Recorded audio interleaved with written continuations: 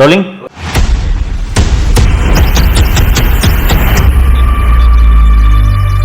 தமிழகம் என்ற நிலப்பகுதியை மொத்தமாக மு.க.ஸ்டாலின் குடும்பம் சுரண்டிவிடும் என்பதை இந்த மணல் கொள்ளை சம்பந்தமா அமலாக்கத்துறை 25க்கும் மேற்பட்ட இடங்களில் அப்போது இங்கே இருந்த விடியல் குரூப் இந்த அமலாக்கத்துறை அதிகாரிகளிடம் பெரும் தொகையை கொடுத்து இந்த மணல் கடத்தல் சம்பந்தமாக ஒரு விஏஓ இந்த ராமச்சந்திரன் ரத்னம் கரிகாலன் குரூப் மாட்டினது எதுலன்னு கேட்டீங்கன்னா நேரு துறையில் டாஸ்மாக்ல எல்லாம் அமலாக்கத்துறை இவர்கள் எவ்வளவு பெரிய கொள்ளைக்காரர்கள் என்பதை நீங்கள் புரிந்து கொள்ளுங்கள். தமிழ் பெருங்குடி மக்கள் அனைவருக்கும் வணக்கம். ரொம்ப ஒரு முக்கியமான சட்டப்பேரவை தேர்தலை எதிர்கொண்டிருக்கோம். அடுத்த 5 ஆண்டுக்கு தமிழ்நாட்டின் தலையெழுத்தை தீர்மானிக்கக்கூடிய ஒரு தேர்தல் என்பதால் பல முக்கியமான விஷயங்களை விவாதிக்க வேண்டிய கட்டாயத்தில் நாம் இருக்கிறோம். தமிழ் பெருங்குடி மக்கள் அறிவார்ந்த மக்கள், அறிவு சார்ந்த சமூகம்தான் தமிழ் சமூகம் என்பதனால் நடந்த சம்பவங்களை எல்லாம் உங்களுக்கு கோடிட்டு காட்டு நினைவுபடுத்தினா போதும். என்ன முடிவு எடுக்க வேண்டும் என்பது உங்களுக்கு நன்றாக தெரியும் என்று நான் உறுதியாக நம்புகிறேன். அதனால தான் பல்வேறு சிரமங்களுக்கு இடையில் தொடர்ந்து உங்களோடு உரையாடி கொண்டிருக்கிறேன். நண்பர்களே, தமிழ்நாட்டிலையும் சரி இந்தியாவின் மற்ற மாநிலங்களிலும் சரி கட்டுமான பணி நடைபெறுகிறது. அந்த கட்டுமான பணிக்கு மணல் அவசியம் அப்படின்றது நம்ம எல்லாருக்கும் தெரியும். இந்த எம்சாண்ட் எல்லாம் பின்னாடி வந்தது தான். அதற்கு முன்னால் மணல் என்பது ஆற்று மணல், இதைத்தான் பயன்படுத்தி கட்டுமானம் நடந்து வருகிறது. திராவிட முன்னேற்ற கழக ஆட்சியில் இந்த மணல் கொள்ளை சம்பந்தமாக அமலாக்கத்துறை செப்டம்பர் 2023 பல்வேறு இடங்களில் சோதனைகளை நடத்தியது. அது வரைக்கும் ஒரு பெரிய மணல் கொள்ளை நடந்துக்கிட்டு இருக்கு அப்படின்றது பலருக்கும் தெரிந்தாலும் எந்த விதமான நடவடிக்கையும் எடுக்கப்படவில்லை. என்ன காரணம் என்றால் அரசாங்கமே மணல் கொள்ளை அடிக்குது. அப்போது எப்படி விசாரணை நடைபெறும்? ஆச்சுங்களா? சவுக்கு மீடியாவில் பல்வேறு சமயங்களில் இந்த மணல் கொள்ளை பற்றி நான் அம்பலப்படுத்தி இருக்கிறேன்.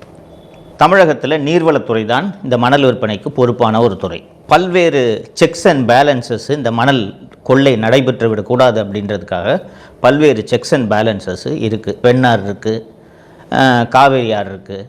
அங்கே மணல் அள்ளணுன்னா அதற்கு இதெல்லாம் ப்ரொசீஜர்னு ஏராளமான விதிமுறைகளை எல்லாம் அரசு வகுத்திருக்கிறது. அதெல்லாம் காகிதத்தில் மட்டும்தான் இருக்குது. அந்த ஆற்று மணல் அள்ளுற இடத்துல சிசிடிவி இருக்கணும், தாசில்தார் அனுமதி தரணும், காவல்துறை அனுமதி தரணும், நீர்வளத்துறையின் உதவி பொறியாளர் கையொப்பமிட்டால்தான் மணல் உங்களுக்கு கிடைக்கும். திமுக அரசு வந்த பிறகு இதற்கென்று மென்பொருள் ஒன்று, சாஃப்ட்வேர் ஒன்று டெவலப் பண்ணிட்டாங்க. இப்போ நீங்கள் வீடு கட்டுறீங்க, உங்களுக்கு 5 யூனிட் மணல் வேணும்னு வச்சுக்கோங்க. அந்த ஆப் மூலமாக எனக்கு 5 யூனிட் வேணும்னு புக் பண்ணால் தான் உங்களுக்கு மணல் கிடைக்கும். அந்த ஆப்பில் 5 யூனிட் நீங்கள் புக் பண்ணிடணும். புக் பண்ண உடனே வாட்டர் ரிசோர்ஸஸ் டிபார்ட்மெண்ட்டு ஆஃபீஸரு அதை அப்ரூவ் பண்ணுவார். ஒரு யூனிட்டு 1500 ரூபாய். அதற்கு உண்டான தொகையை நீங்கள் போய் அரசாங்கத்தில் செலுத்திட்டு அதுக்கான ரசீதை கொடுத்தீங்கன்னா அந்த ரசீதை எடுத்துகிட்டு போய் அந்த மணல் அள்ளுற இடத்துல நீங்கள் கொண்டு போய் கொடுத்தீங்கன்னா லாரியில் அந்த மணலை ஏற்றி கொண்டு வந்து நீங்கள் எந்த இடத்துல கட்டுமானம் நடத்துகிறீங்களோ அங்கே இறக்கி விடுவாங்க. இதுதான் நடைமுறை. அந்த லாரி மணல் அள்ளுற அந்த லாரி இருக்குல்ல, அது எங்கே போனாலும் கையில் அந்த நீர்வளத்துறை அதிகாரி உதவி பொறியாளர் கையெழுத்து போட்டு அந்த சலான் இருக்கணும். இல்லைன்னா அந்த லாரி பறிமுதல் செய்யப்படும். இதுதான் நிலைமை. தோழர்களே, திமுக ஆட்சி வந்த பிறகு ராமச்சந்திரன் ரத்னம் கரிகாலன் என்ற புதுக்கோட்டையைச் சேர்ந்த 3 வரிடம் மணல் அள்ளும் விவகாரம் வேலை ஒப்படைக்கப்படுகிறது. ஒரு யூனிட் மணல் 1500 ரூபான்னு சொல்லியிருந்தேன் இல்லையா? அப்புறம் ஆன்லைனில் சாஃப்ட்வேர் மூலமாக தான் புக் பண்ணணும் அப்படின்றது சொல்லியிருந்தேன். யார் நினச்சாலும் ஆன்லைனில் மணலை புக் பண்ண முடியாது. ஏன்னா அந்த சாஃப்ட்வேர் வேலையே செய்யாது. அப்புறம் எப்படிங்க மணல் வாங்குறதுன்னு கேட்டால் நேரடியாக இந்த ராமச்சந்திரன் ரத்னம் கரிகாலன் இவர்கள் 3 வரைத்தான் நீங்கள் அணுக வேண்டும். அணுகி அவங்கக்கிட்ட கேட்குற பணத்தை நீங்கள் கொடுத்தீங்கன்னா மணல் அள்ளுறதுக்கு அவங்க அனுமதி தருவாங்க, மணலை கொடுப்பாங்க. ஒரு யூனிட் மணலுக்கு அரசாங்கம் நிர்ணயம் செய்திருந்த தொகை 1500 ரூபாய் என்று நான் சொல்லியிருந்தேன் அல்லவா? ஆக்சுவலி மணல் எவ்வளோக்கு விற்றாங்க தெரியுமா? ஒரு யூனிட்டு 20,000 ரூபாய். 1500 அங்கே இருக்குது, 20,000 ரூபாய் அங்கே இருக்குது. ஸோ இதை லஞ்ச ஒழிப்புத்துறை விசாரிக்கணும். லஞ்ச ஒழிப்புத்துறை தமிழக அரசின் கட்டுப்பாட்டில் இருப்பதால் லஞ்ச ஒழிப்புத்துறை எந்த விசாரணையும் நடத்தாது இல்லைங்களா? ஸோ அமலாக்கத்துறை இதில் விசாரணை நடத்தலாம் என்று முன் வருகிறது. அமலாக்கத்துறை விசாரணை நடத்த வேண்டும் என்றால் ஏதாவது ஒரு ப்ரெடிகேட் அஃபென்ஸ் இருக்கணும், அதாவது ஏதாவது ஒரு எஃப்ஐஆர் இருக்கணும். அந்த எஃப்ஐஆரின் மீது தான் அமலாக்கத்துறை சட்டவிரோத பணப்பரிமாற்றம் சம்பந்தமாக விசாரணையை நடத்த முடியும், சோதனைகளை நடத்த முடியும், கைது நடவடிக்கைகளில் ஈடுபட முடியும். ஆச்சுங்களா? இந்த மணல் கடத்தல் சம்பந்தமாக அங்கங்கே சில எஃப்ஐஆர்கள் பல மாவட்டங்களில் பதிவு செய்யப்பட்டிருந்தன. இந்த மணல் கடத்தல் சம்பந்தமாக ஒரு விஏஓ கொலை செய்யப்பட்டிருந்தார், அந்த கொலை வழக்கும் இருந்தது. ஸோ அமலாக்கத்துறை என்ன பண்ணுதுன்னா, ஆங்காங்கே பதிவு செய்யப்பட்ட இந்த எஃப்ஐஆர்களின் அடிப்படையில் தமிழகம் முழுக்க 13 செப்டம்பர் 2023 அன்று 25க்கும் மேற்பட்ட இடங்களில் சோதனை நடத்துகிறது. இந்த சோதனைகளில் கரிகாலன், ராமச்சந்திரன், ரத்னம் உள்ளிட்டோரின் வீடுகள் மற்றும் அலுவலகங்களும் அடக்கம். நண்பர்களே, இந்த மணல் தொடர்பான இந்த விசாரணையை அமலாக்கத்துறை நடத்தி எவ்வளவு தான் மணல் அள்ளியிருக்காங்க ஆக்சுவலி. ஏன்னா இவங்க பேப்பரில் காட்டுற கணக்கு நான் சொன்னேன், அந்த ஆன்லைனில் புக் பண்ணுறது மட்டும்தானே கணக்கில் வரும். இவங்க தான் ஆன்லைன்லேயே புக் பண்ணாமல் நேரடியாக அள்ளிக்கிட்டு இருக்காங்களே, விற்றுக்கிட்டு இருக்காங்களே. அப்படி இருக்கும்போது ஆக்சுவலி எவ்வளோ தான் இவங்க அள்ளியிருக்காங்க அப்படின்றத அமலாக்கத்துறை கணக்கெடுக்க வேண்டும் என்று முடிவு செய்து ஐஐடி கரக்பூர் மற்றும் வேறு ஒரு மத்திய அரசு நிறுவனத்தை அழைத்து ட்ரோன் மூலமாக இந்த எவ்வளவு தான் ஆற்றுப்படுகைகளில் மணல் அள்ளப்பட்டிருக்கிறது என்பதை சோதனை செய்வதற்கான முயற்சிகளில் ஈடுபட்டு கொண்டிருக்கிறது. நண்பர்களே, நீங்கள் சொன்னால் நம்ப மாட்டீங்க, அமலாக்கத்துறை அதிகாரிகள் செப்டம்பரில் இந்த சோதனையெல்லாம் நடத்தி முடிச்சிடுறாங்க. அடுத்த கட்டமாக இவர்கள் என்ன செய்ய வேண்டும் என்றால், இந்த மணல் எவ்வளோ அள்ளப்பட்டிருக்கிறது என்பதற்கான சோதனைகளை அவர்கள் நடத்த வேண்டும். இந்த சோதனையை இந்த ட்ரோன் மூலமாகவோ அல்லது ஃபிசிக்கலாகவோ நீங்கள் அளந்தீங்கன்னா தான் உங்களுக்கு தெரியும் எக்ஸாக்டாக எவ்வளவு மணல் அள்ளப்பட்டிருக்கிறது என்று.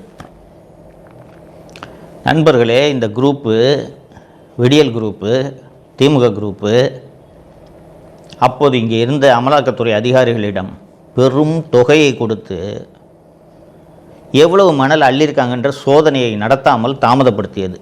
என்ன காரணம்னு சொல்லுங்கள்? செப்டம்பர் 2023 சோதனை நடந்துச்சுன்னு சொன்னேன். அக்டோபர் மாதம் மழைக்காலம் தொடங்கிவிடும். மழைக்காலம் தொடங்கிவிட்டால் ஆறு முழுக்க தண்ணி ஓடுமா? ஆறு முழுக்க தண்ணி ஓடின பிறகு எவ்வளோ மணல் அள்ளப்பட்டிருக்குன்னு எப்படி நீங்கள் அளவிடுவீங்க? அந்த அளவுக்கு விடியல் குரூப்பு இந்த விஷயத்தில் இறங்கி வேலை செஞ்சு. அதற்கு பிறகு சவுக்கு மீடியாவும் சரி, இந்து நாளேடும் சரி, மணல் அளவீடு செய்யப்படவில்லை என்று தொடர்ந்து எழுதியதன் அடிப்படையில் மத்திய அரசு இந்த அமலாக்கத்துறையில் இதற்கென்று ஒரு நேர்மையான அதிகாரியை நியமித்தது. அந்த அதிகாரி ஐஐடி கரக்பூர் உள்ளிட்ட நிறுவனங்களை எல்லாம் அழைத்து தேவையான கட்டணத்தை செலுத்தி மணல் எவ்வளோ அள்ளப்பட்டிருக்கிறது என்பதை அளந்து கண்டுபிடித்து விட்டார். ஒன்று.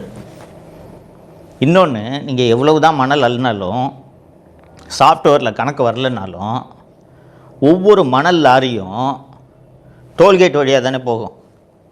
இங்கே தான் நெடுஞ்சாலைகளில் பார்த்துருப்பீர்கள், எல்லா இடத்துலையும் டோல் கட்டணும் இல்லைங்களா? அப்போது இந்த மணல் லாரி ஒவ்வொரு டோல்லையும் எத்தனை மணல் லாரி போகுதுன்றதை அதை ஒரு தனியாக கணக்கீடு எடுக்கிறார்கள். இது போக இந்த ராமச்சந்திரன், ரத்னம், கரிகாலன் குரூப்பு மாட்டினது எதுலன்னு கேட்டிங்கன்னா, ஜேசிபி இயந்திரங்கள். கையில் அள்ள முடியாது இல்லைங்களா?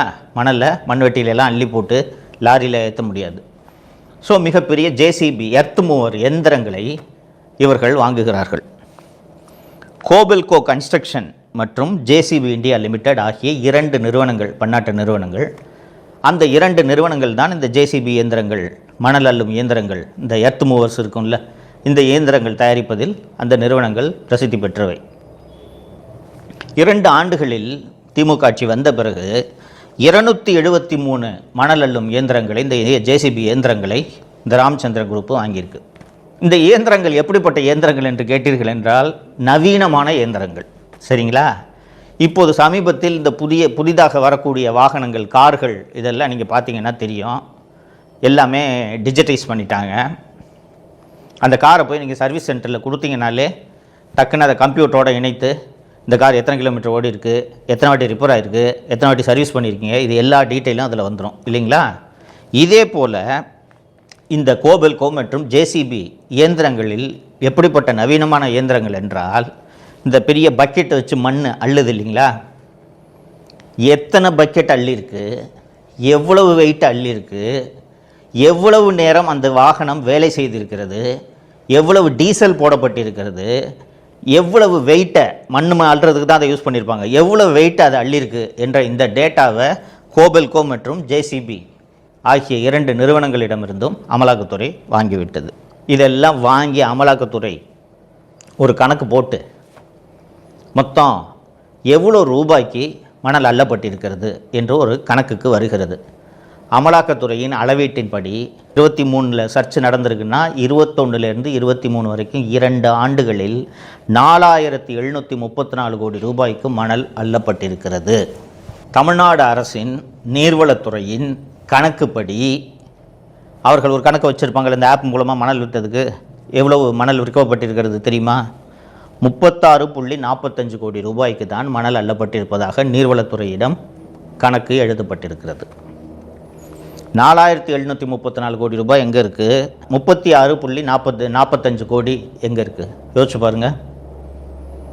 அப்போ இந்த 36 கோடியை தவிர மீதமுள்ள 4700 கோடி எங்கே சென்றது? இந்த கேள்வி எழுகிறது இல்லவா? நான் சொல்கிறது 1லேருந்து செப்டம்பர் 23 வரைக்கும் மட்டும் இவர்கள் அள்ளிய மணல் 4734 கோடி ரூபாய். அது கூட துல்லியமான கணக்குன்னு சொல்ல முடியாது. நான் இந்த மெஷர்மெண்ட், இந்த டோல் பிளாசா, இந்த எர்த் மூவர் மிஷினு இதெல்லாம் வச்சு போட்ட கணக்குன்னு சொன்னேன். இதையெல்லாம் தாண்டி ஏராளமாக மணல் அள்ளப்பட்டிருக்கும். இந்த நீர்வளத்துறைக்கு பொறுப்பாக இருக்கக்கூடிய அமைச்சர் யார்? திமுகவின் பொதுச் செயலாளர் துரைமுருகன். இவ்வளவு பெரிய ஊழல் நடக்குது, இவ்வளவு ரூபாய் சம்பாதிக்கப்பட்டிருக்கிறது, இது தமிழக முதல்வருக்கு தெரியாமல் நடந்திருக்கும் என்றால் நீங்கள் நினைக்கிறீர்கள்? யோசித்து பாருங்கள். இந்த குடும்பம் தமிழ்நாடு நமக்கு சொந்தம், எவ்வளவு வேணாலும் கொள்ளையடிக்கலான்ட்டு நினைக்குதுன்னு நான் பல முறை பல நிகழ்ச்சிகளில் நான் பதிவு செய்வதற்கான காரணம் இதுதான். சரி, இப்போ இந்த அமலாக்கத்துறை உள்ள சோதனைகள்லாம் நடத்திடுச்சு இல்லைங்களா? சரி, அடுத்து வேகமாக இந்த விசாரணை நடக்கும், கைதுகள் நடக்கும், குற்றப்பத்திரிகை தாக்கல் செய்யப்படும், விசாரணை நடக்கும் என்று பார்த்தால் தமிழக அரசு அமலாக்கத்துறையின் விசாரணைக்கு எதிராக அமலாக்கத்துறைக்கு விசாரணைக்கு அதிகாரம் இல்லை, அமலாக்கத்துறை நடத்தும் விசாரணையை ரத்து செய்ய வேண்டும், அமலாக்கத்துறைக்கு எஃப்ஐஆரை நாங்கள் கொடுக்கல, எப்படி விசாரணை பண்ணுறாங்கன்னு சென்னை உயர்நீதிமன்றம் சென்று அமலாக்கத்துறை விசாரணைக்கு தடை விதித்து, அதை எதிர்த்து அமலாக்கத்துறை உச்சநீதிமன்றம் சென்று உச்சநீதிமன்றமும் இந்த விசாரணைக்கு தடை விதித்து இப்போது தடையில் இந்த விசாரணை இருக்கிறது. எவ்வளவு பெரிய கொள்ளை, இயற்கை எவ்வளவு முக்கியம். ஆற்றுல அளவுக்கு மீறி மணல் அள்ளினால் வெள்ளம் ஏற்படக்கூடிய சமயங்களில் கிராமங்களில் தண்ணீர் புகும், இயற்கையே பாதிக்கப்படும். இதுபோல் சுற்றுச்சூழல் ஆர்வலர்கள் பல்வேறு காரணங்களை சொல்கிறார்கள். அதுக்கு தானே மணல் ஒரு லிமிட்டுக்கு மேலே அள்ளக்கூடாதுன்னு விதிமுறைகள்லாம் வச்சுருக்கோம். இவர்களின் பேராசையின் காரணமாக இவ்வளவு ரூபாய்க்கு மணல் அள்ளதோடு அல்லாமல் இந்த ஊழலை மூடி மறைப்பதற்கு மக்களின் வரிப்பணத்தில் உயர்நீதிமன்றம் மற்றும் உச்சநீதிமன்றம் வரை சென்று வழக்காடி இந்த விசாரணையை நடத்த விடாமல் தடுக்கிறார்கள் என்றால் இவர்கள் எவ்வளவு பெரிய கொள்ளைக்காரர்கள் என்பதை நீங்கள் புரிந்து கொள்ளுங்கள். இப்படிப்பட்ட கொள்ளை கூட்டம் மீண்டும் ஆட்சிக்கு வருவதற்காக தான் உங்களிடம் திராவிட மாடல் ஆட்சி மீண்டும் வர வேண்டும் என்று வாக்களியுங்கள் என்று கோரி உங்கள் முன்னால் வந்து கொண்டிருக்கிறார்கள், வருவார்கள், வந்து கொண்டிருக்கிறார்கள். இந்த மணல் ஒரு சாம்பிளுங்க. அதுக்கு பிறகு இந்த KN துறையில் டாஸ்மாகில் எல்லாம் அமலாக்கத்துறை சோதனை நடத்தியதெல்லாம் உங்களுக்கு தெரியும். அமலாக்கத்துறை என்ற மத்திய அரசோட ஏஜென்சி சோதனை நடத்தவில்லை என்றால் இந்த கொள்ளைகள் எல்லாம் வெளியே வந்திருக்குமா என்பதை நீங்கள் தயவு செய்து யோசித்து பார்க்க வேண்டும். இப்போது மீண்டும் இவர்கள் ஆட்சிக்கு வர வேண்டும் என்பது தமிழகத்தை செழிப்பாக்குவதற்காகவா அல்லது இயற்கையை சுரண்டி இவர்களை வளத்தை பெருக்கிக் கொள்வதா? நீங்கள் அறிவார்ந்த மக்கள் என்பது மீண்டும் மீண்டும் நான் உங்களுக்கு சொல்லிக் கொண்டிருக்கிறேன். உங்களுக்கு தெரியும் எதற்காக இவர்கள் மீண்டும் வாக்குகளை கோரி உங்களை நோக்கி வருகிறார்கள் என்பது உங்களுக்கு நன்றாக தெரியும். இது போன்ற கொள்ளை நடக்க வேண்டுமா என்பதை நீங்கள் தான் முடிவு செய்ய வேண்டும். மக்களே, இதனால்தான் திமுகவை தீய சக்தி என்று தொடர்ந்து அண்ணா திராவிட முன்னேற்ற கழகமும் மற்ற எதிர்க்கட்சிகளும் வர்ணித்து கொண்டிருக்கின்றன. இந்த ஊழல்லாம் இப்போது தொடங்கலைங்க. 1967 எப்போது திராவிட முன்னேற்ற கழகம் முதல் முறையாக ஆட்சிக்கு வந்ததோ அப்போதே இந்த ஊழல் தொடங்கிவிட்டது. சர்க்காரியா கமிஷன் அறிக்கையை நீங்கள் படித்து பார்த்தீர்கள் என்றால் விதவிதமாக ஊழல் செய்திருப்பார்கள். அப்போதெல்லாம் இந்த வயல்களில் பயிரில் பூச்சி அதிகமாக பரவுகிறது என்று அப்போது வானத்தில் இந்த விமானம் மூலமாக பூச்சி மருந்து வயல்களின் மீது தெளிக்கிறதுக்கு ஒரு ஸ்கீம் அப்போது புழக்கத்தில் இருந்தது 60களில். அந்த பூச்சி மருந்து தெளிக்கிறதுல 1 ஏக்கரில் தெளிச்சுட்டு 2000 ஏக்கருக்கு தெளிச்சேன்னு அப்போதே ஊழல் செய்திருக்கிறார்கள். வீராணம் நீர்க்குழாயில் ஊழல். இதுபோல் அந்த சர்க்காரியா கமிஷனோட விசாரணை அறிக்கை எடுத்து படித்து பார்த்தீர்கள் என்றால் திமுகவின் வரலாறே ஊழல் செய்வதற்காகவே டிஸ்மிஸ் செய்யப்பட்ட ஒரு ஆட்சி என்றால் திராவிட முன்னேற்ற கழக ஆட்சி தான். இதை மனதில் வைத்துக் கொள்ளுங்கள். தமிழகம் சுரண்டப்படும். மீண்டும் திராவிட முன்னேற்ற கழகம் 2026 ஆட்சிக்கு வந்தால் இந்தியாவில் தமிழகம் இருந்த இடம் ஓட்டையாக இருக்கும். அந்த ஓட்டையில் இருக்கக்கூடிய பகுதியை மொத்தமாக மு.க.ஸ்டாலின் குடும்பம் சுரண்டிவிடும் என்பதை மனதில் வைத்துக்கொண்டு நீங்கள் வாக்குச்சாவடிக்கு செல்லும்போது வாக்களிக்க வேண்டும், சிந்திக்க வேண்டும், சிந்தித்து வாக்களிக்க வேண்டும் என்பதை இந்த நேரத்தில் வேண்டுகோளாக உங்களுக்கு வைத்துக்கொள்கிறேன். நன்றி. தமிழகத்தை காப்போம்.